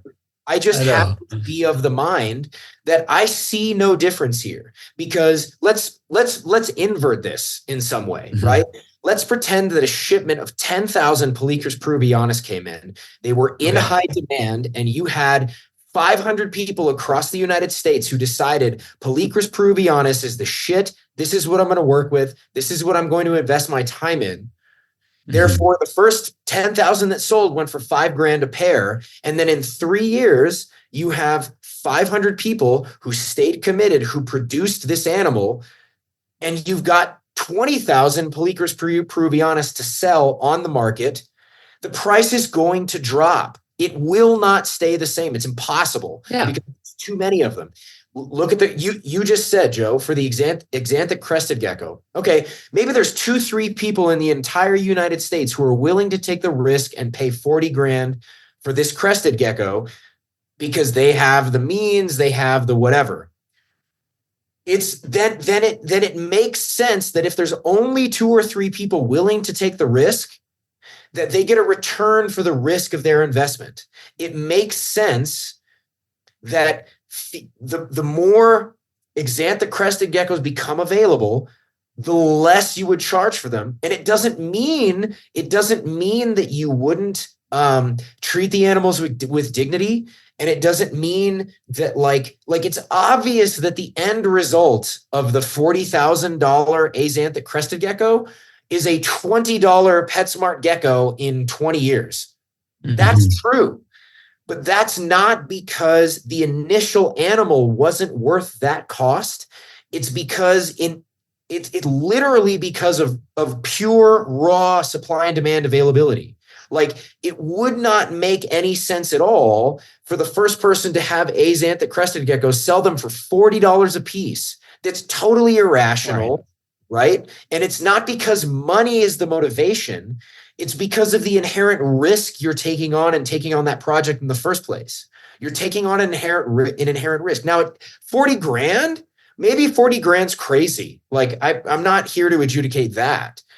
I'm just suggesting that, like, it's not as if this stuff is meaningless. It doesn't mean that, like, we have to bastardize the animals in the process. It doesn't mean that there aren't people who jump in who are solely motivated by money. Sure, those people are there. But the same people do that jumping in and breeding dogs and cats, like, which is wrong there too. It's also wrong when people do that. But it is also true that, like, if I'm the person who starts a business, there's a reason that I make more as the CEO of the business, because I took on the initial risk of starting the business in the first place. I'm the one who took on the financial burden. I'm the one who took on the responsibility of, like, this is capitalism. And I hate capitalism to a certain degree. Like, I'm not here to, again, like, Roy and I have discussions about this and about how, like, there's a lot of inherent problems with capitalism. And I'm not here to talk about that. But I'm saying, within the system that we're existing in, within this world that we live in the first place, like, it doesn't matter if it's like I'm one of only 3 people in the country who can afford to take the risk to take on the project of the Xanthic crested gecko, or am I one of 500 people who bought in on Polychrus peruvianus when they got imported for $5,000 a pair? Like, look at Anolis podier, right? Like, Ron and Heather Moy at Fairy Tale Dragons, they don't work with them anymore. So I know they have some, but, like, they're not focused on that. So I feel like I can talk about this in a way where it's not, like, annoying one of our sponsors, right? Like, Anolis podier, when they first started getting bred, they were like $1,500 a pair, and they were, like, really hard to come by. And I've had people offer to give me a pair because they can't sell them.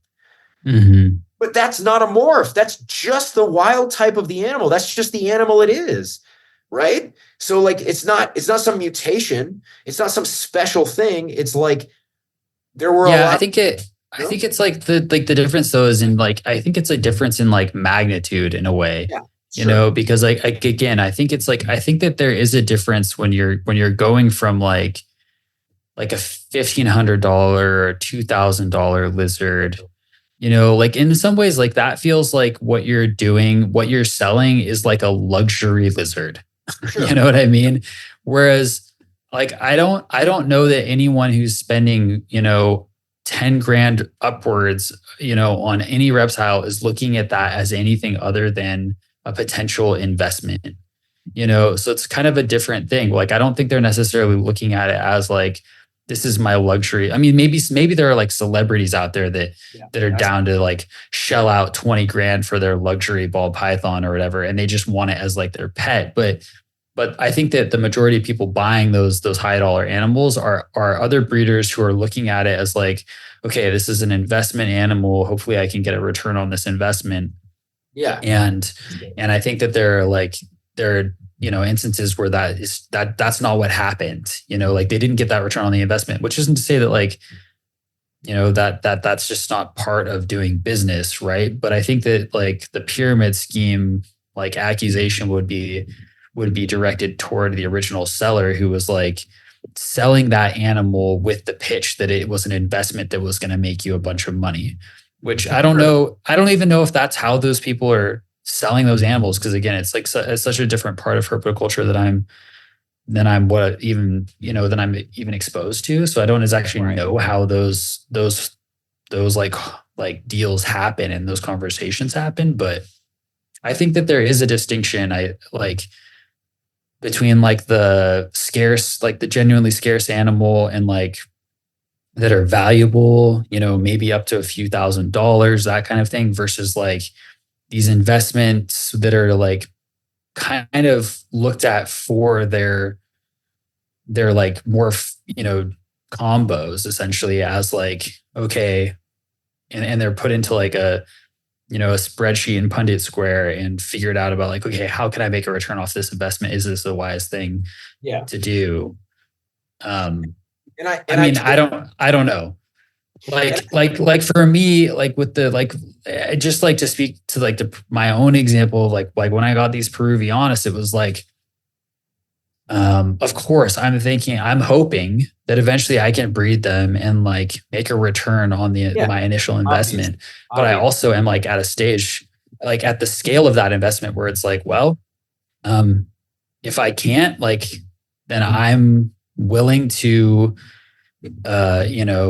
bite the dust on that one, or I'm willing to sell that original pair to someone else who might be more successful with them.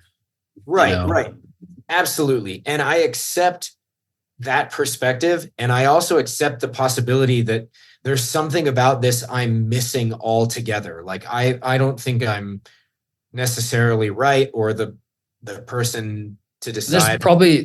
I'm sure I'm missing things. Like I'm sure we all are. I said, this is totally, but I'm like really happy to have this conversation. Like this conversation makes me really happy because this is something I think about a lot. Like it's, there's other things too, like different, let's look at Pokemon cards. Okay. Yeah. I spend $3 on a pack of Pokemon cards. Right. And I pull a first edition Charizard, base set Charizard out of that pack of Pokemon cards, which I then turn around and I can sell for $20,000.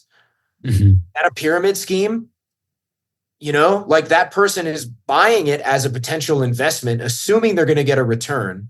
You know what I'm saying? It's like, it's weird. It's weird. I mean, like, look at the freaking diamond industry, diamonds, like the whole initial thing about diamonds was built upon this lie that they were scarce in some way. They're actually abundant and they're common. And it's like this, like, very slowly controlled market, right? But now it's like at this point, even decades later, people are still like looking at diamonds and they're like, oh God, like I need to spend this much money because like that's the market of what diamonds are. Of course, now things are starting to change because now you can buy a simulated diamond that's a better quality stone for way less money. It was just made in a lab. And most people, especially like I think in our generation, are like, I don't care if it came out of a mine or if it was made in a lab. In fact, I'd rather that it was made in a lab so it wasn't mined by a child somewhere in the global south.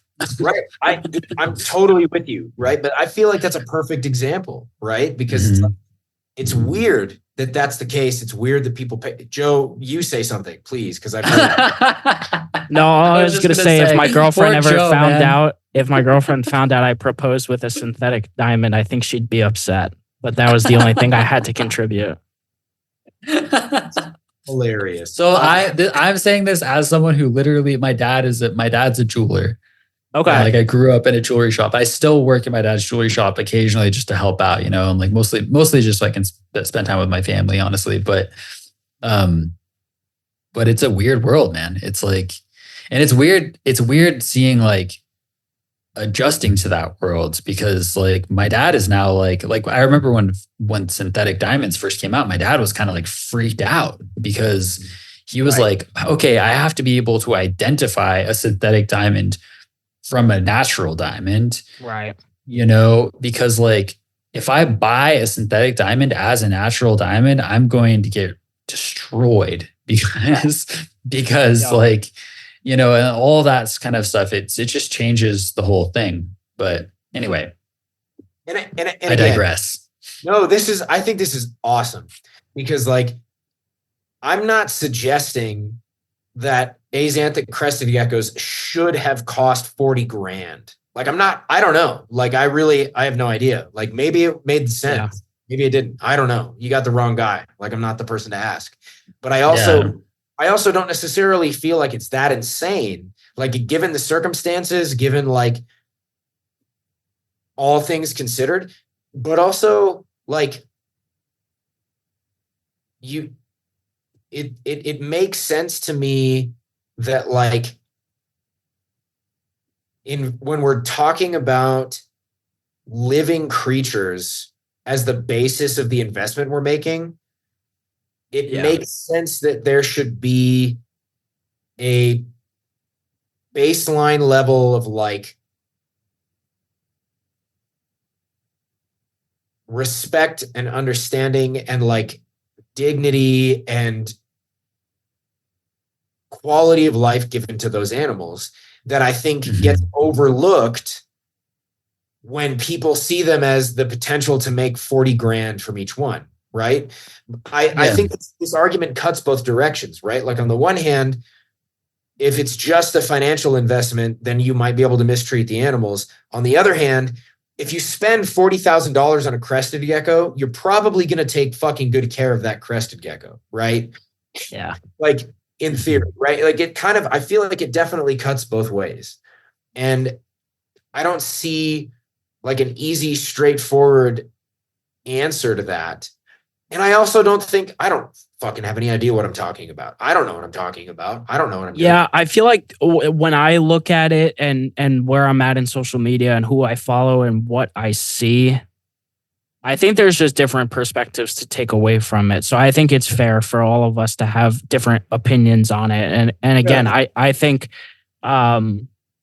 you know, I was saying it before. I think some people are only here for the money, and just hearing the way some people talk about things, I don't want to keep using it. The pyramid scheme is like running through their head. They're like they're built into it. They're built into it, and they don't realize that they've been sold this dream that they may not realize will come true or won't come true. Sorry.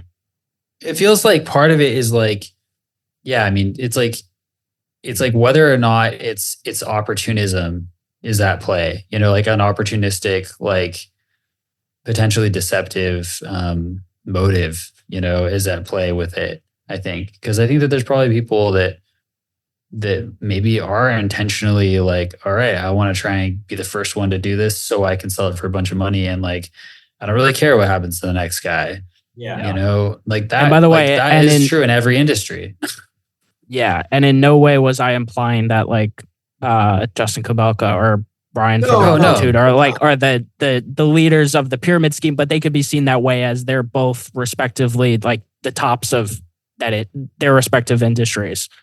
Yeah. You're just using an example of like people who are at the top of the I'm not saying pyramid. They're at the top of the ladder. Yeah. And also, you know, people in this hobby just worship Justin like he's a god. I'm sorry. I hate to say that, but like, Yeah. geez, guys, relax. Like, Yeah. seriously, it's like it's so bad. It's just like every Well, time it's like this something ultimate success story, you know? It's like, because I don't know, he's done it, you know? He's Yeah. like, not Yeah, only no, did he it- like it- make a living off of herpetoculture, he like made it big, you know? And like those are how many there's only a handful of people you can point to and say that happened. And so it makes sense. Is it weird that I don't know who you're talking about? I have no idea who that is. Like, is that a Have you heard of Canova? maybe, but like not off the top. Am I an asshole? Is this a problem? No, you're not. It's like this is a totally different. I mean, I barely know about this stuff too, so it's Yeah, and if you're not I in think ball it's- pythons, you may not. Again, it's so ball that's pythons. fine. But yeah, he's very literally like levels above everyone else. He's the top dog of ball pythons. And that's totally cool. But there's also a problem in the hobby and of it's almost like fake celebritized worship where we put these people on this like pedestal, but like they're just normal people. It's like, guys, come on, like we're not talking about like actual literal celebrities. Like, yeah, they breed reptiles and maybe they've made a pretty good business off of it. Like Brian Barczyk is a celebrity. Like he, like in my head, Yeah. like he's an inspiration. Like he's done all this stuff. But your average ball python breeder that's been in the game for 10 years. Like, I'm sorry, that's not a celebrity. Like, and you follow and worship every move they do and every word they say. It's like, come on, guys, think for yourself a little bit. That's one thing I don't like is I feel like people nowadays in this, in this mindset of making money in this industry, it's like, think for yourself a little bit. Like, they're drinking the Kool-Aid. And it's so weird to talk about being in this animal industry like that, but it's kind of the truth from what I see. Yeah. And that's why I go half against the grain. That's why I'm doing colubrids and I promote those species. And yeah.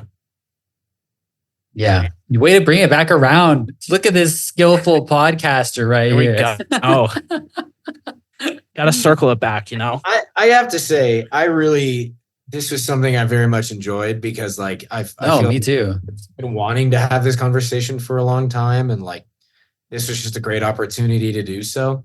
So thanks for indulging my rambling about whether or not morphs are a pyramid scheme. And I honestly still don't really know. But regardless, I found it helpful and useful. So like maybe now's a good time to start like moving towards closing the loop. Yeah. Making the arc back to home as we can release our friend who's on East Coast time. It's a Friday night. It's all good. I'm not doing anything. It's Friday? Jesus. I also should move toward wrap here pretty soon too, because my internet's Starlink, and right now there's like literally a moment ago, like 3 minutes ago, I was like, what the hell is that sound? I thought it was like a giant truck outside, and it's like pelting hail, and the storm just arrived. It just started pouring by me. I don't know if you guys, I hope you can't hear it through my mic. I can't hear it. Just started pouring. Yeah. Bro, it is 61 degrees here in Denver at 7 p.m. It's awesome. It's amazing. Nice. Yeah. We are finally getting our little snow, it seems like. I guess finally. Like, we didn't get any snow this year so far where I am, which we're not really supposed to, but we did last year, and it looks like we're getting it again tonight. So, okay. Anyway, all that said, it should be fine, but I don't know if it could just drop. So all good. Let's go for a couple of closers. One that I'm curious about for you, Joe, is like, do you have any specific goals? Like, what are your goals for Meteoric, for colubrid corruption moving forward? Do you have anything specific in mind, or is it just kind of like maintain? Where are you at with that? Yeah, it's like maintain, keep, grow. I want to see through with the projects that I've started. when it comes to breeding, I'm still new to this. Like I've produced a few clutches in my time. I produced Texas Rats in 2017, 2019, and this past year. And I had my first ball python clutch this past year. So I'm still wet behind the ears when it comes to breeding. So I really just want to see my animals grown up and these projects kind of come to fruition, because it's what I've been excited about over the last couple of years. So just keep growing that. And with the podcast, I really just want to maintain consistency, keep growing my YouTube channel. Like I've just been, like I said, I've been enjoying it. I just want to hope I keep enjoying it and keep the content diverse and whatnot, and that it doesn't feel stale to me. Yeah, man, that's super important. Yeah. Yeah. Yeah. Great answer. And yeah, thoughtful too. You know, it's like, I think that people don't realize how real burnout can be, you know, and like how it can change when you're like really steeped in it in that way. So it's good that you're already thinking about that, and like, you got a good head on your shoulders for this game. I'm stoked to see what you do with it. Yeah, so, thank you. Agreed. So yeah, maybe we should do our closer. Do you want to take our closer? Yeah, for sure, man. So this is something we ask everybody, and it's something that is, you know, it's like a question we really like asking. But the closer question is, why herpetoculture? And this could be, there's no bounds on how this goes. This could be why for you, why societally, why culturally, why as humans do we do this? Why herpetoculture? Yeah. I listened to your episode with Eddie last week, and I really don't want to steal his answer, but it's true. I freaking love this stuff. He used a different word, but I really love these reptiles. So if I could elaborate a little bit more. So I don't know if I said it at the beginning of the show or beforehand, but you know, I moved here to Florida at like a weird time of my life. It was my last year in college. I met my girlfriend that year. And then I moved to Florida, and everything was cut off. Didn't know anyone, had to get a job and just live my life. So that was a tough adjustment for me. But like, what kept me going was I started getting more reptiles. And even now still, it's hard. Like, I don't really, besides the people I talk to on a daily basis about snakes, like I don't have local friends. This is what I do. I wake up in the morning, I go to the gym, I go to work, I take care of snakes. Okay. It's part of my routine. It's part of my life. So I really couldn't imagine not having this, because I don't know what fucking outlet I would have, honestly. It's just like,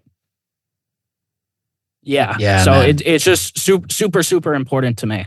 And I hope that there's never a day where I'm not able to keep something, because, you know, you see all these people nowadays that, you know, you see new collections up for sale every other day on Facebook and whatnot. Like that will never be me. Even if I had to sell everything, it will not be everything. There will be at least one animal. So, and it probably won't be just one. So, yeah. What you're saying is you're not running a pyramid scheme.